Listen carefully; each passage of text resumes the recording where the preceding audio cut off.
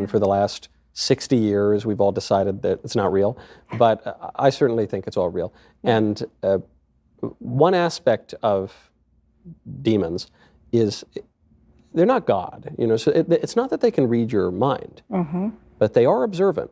They've been around a long time. They're very observant, which is what you're describing, that they kind of can see these things that you're doing and prey on you. So you're hearing these. Who did you hear this from? My sister. This is from your sister who participated? She didn't, but her friends did. Okay. Yeah. So you're hearing all these things, and then where does the paranormal activity fit in your house? It's your aunt is involved in all this stuff? Well, she didn't. My aunt wasn't in our house, but my mom grew up that way. So I think that's why it was acceptable in our home, and where my mom, and I am not throwing mom under the bus. That's my disclaimer. Nobody come at mom, okay? She didn't know any better. She actually brought a tarot card reader into the house when I was 13. And I had that tarot card reading, and I was like blown away. I was like, how did these cards know this? How did this woman know that my friend just came back from a trip and gave me a piece of jewelry? And I know that sounds generic, but she went into the type of jewelry, she went into the whole thing.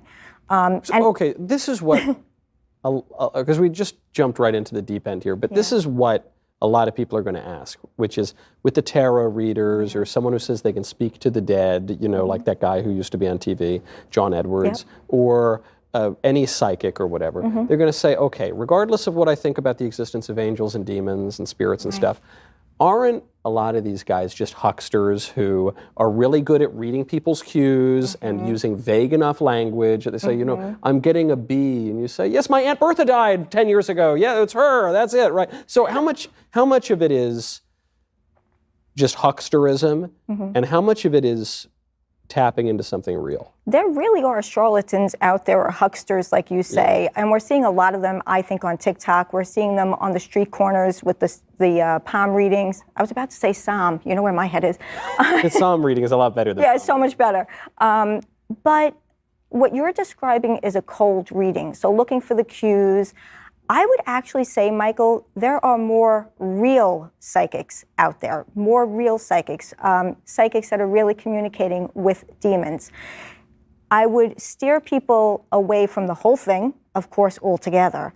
But on TikTok, an example would be now they have all new kinds of divination tools that I had never even seen before, like dowsing rods, and that's been around for a while. I just never used them. Dowsing rods, or any other thing that they're just looking for a yes or a no. That's where your huckster really comes in. I mean, you have a 50-50 shot.